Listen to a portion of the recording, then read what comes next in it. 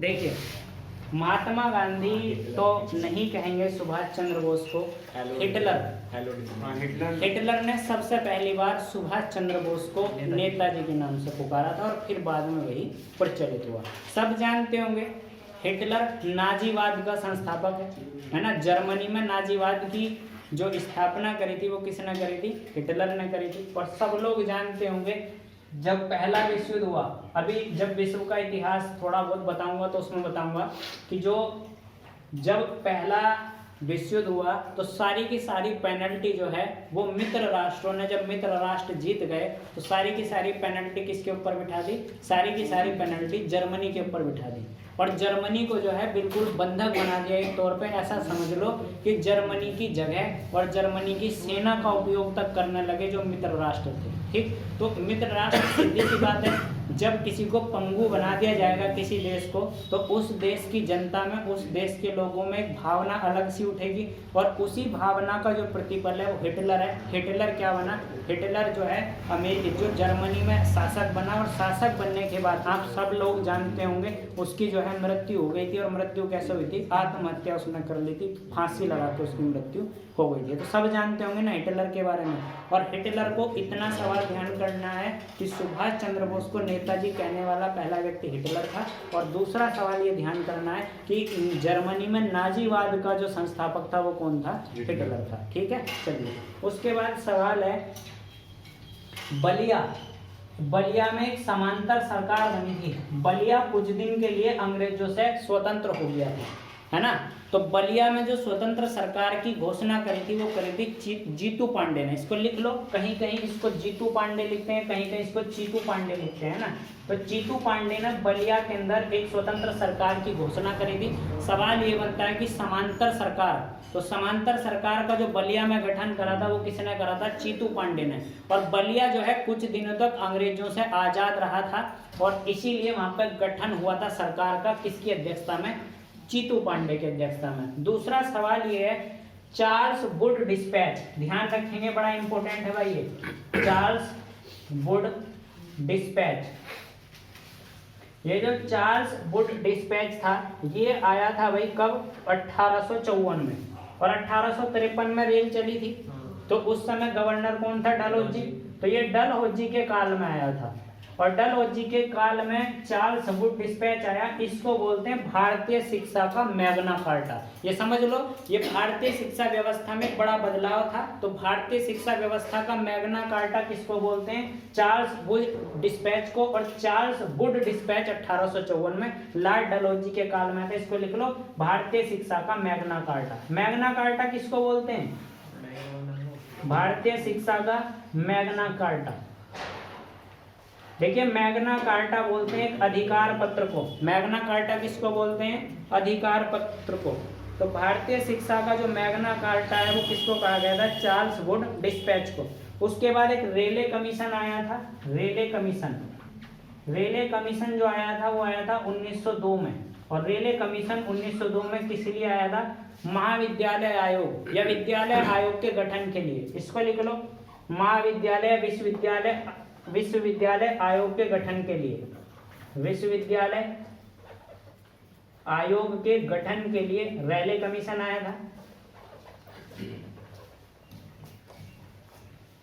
उसके बाद देखिए कुछ समाचार पत्र हम समझते हैं। देखिए भारत में जो अंग्रेजी भाषा का पहला समाचार पत्र था वो था बंगाल गजट। कितने लोग जानते हैं बंगाल गजट के बारे में? देखिए बंगाल गजट जो है वो भारत में अंग्रेजी भाषा का पहला समाचार पत्र था। ये एकक सवाल 2.5 करोड़ का सवाल है। एकक सवाल की अहमियत है क्योंकि पत्रिका और अखबार से एक सवाल तो आना ही है, निश्चित है। एसएससी जीडी में भी आना है और यूपीएसआई में तो सवाल इतने आएंगे मिलाने वाले, जोड़े मिलाने के। आप यकीन करो सबसे ज्यादा सवाल तुम्हें देखने को ऐसे मिलेंगे और बड़ी पद्धति सेम टू सेम मिलेगी। नहीं वाले सवाल ज्यादा मिलेंगे। नहीं वाले का मतलब समझते हो ना? जैसा अभी पीसीएस के एग्जाम में पैटर्न देखने को मिला, सारे सवाल नहीं कर करते, तो वही सारे के सारे सवाल तुम्हें यहाँ देखने को मिलेंगे। नहीं।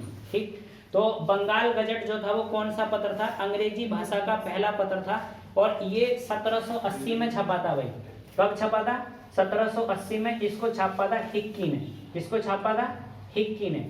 तो अंग्रेजी भाषा का भारत में पहला समाचार पत्र बंगाल गजट था, इसको छापा था हिक्की ने। दूसरा है, देखिए राजा राम मोहन राय से जुड़ता हुआ सवाल बड़े इंपॉर्टेंट है। तो राजा राम मोहन राय से एक सवाल आने का बहुत ज्यादा चांस है। राजा राम मोहन राय, कितने लोग जानते हैं कि राजा राम मोहन राय को राजा की उपाधि किसने दी थी? बताइए।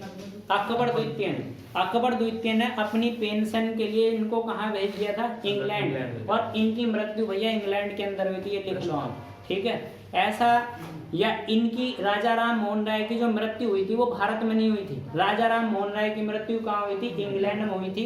ये जो है अकबर द्वितीय ने इनको भेजा था इंग्लैंड, ठीक है। इनकी मृत्यु वहीं पर हुई थी, भारत में इनकी मृत्यु नहीं हुई थी, ठीक। तो सवाल है कि राजा राम मोहन राय को राजा की उपाधि किसने दी थी? अकबर सेकंड ने दी थी, अकबर द्वितीय ने दी थी, अकबर सेकंड ने।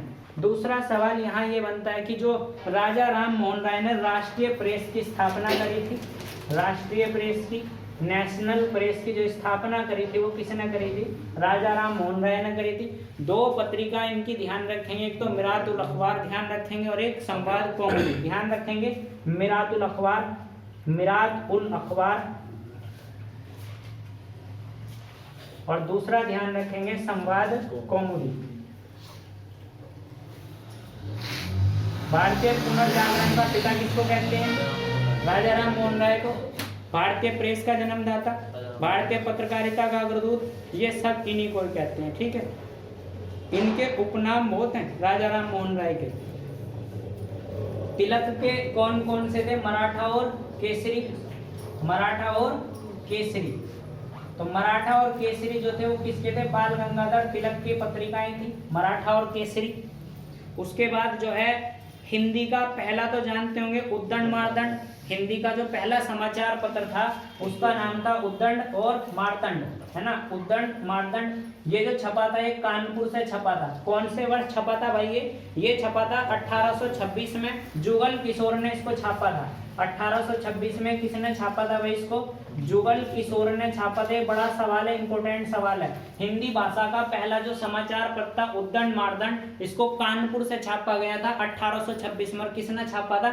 जुगल किशोर ने। सवाल केवल इतना भी आ सकता है कि हिंदी भाषा का पहला समाचार पत्र उद्दंड मार्तंड कहाँ छपा था? कानपुर में छपा था। कब छपा था? 1826 में छपा था। किसने छापा था? जुगल किशोर ने छापा था, ठीक है। उसके बाद दूसरा सवाल है, जो हमारे पास मालवीय एक पत्रिका थी, एक अखबार था मकरकंद। मकरकंद अखबार किसका था भाई? मदन मोहन मालवीय का, लिख लो, मदन मोहन मालवीय,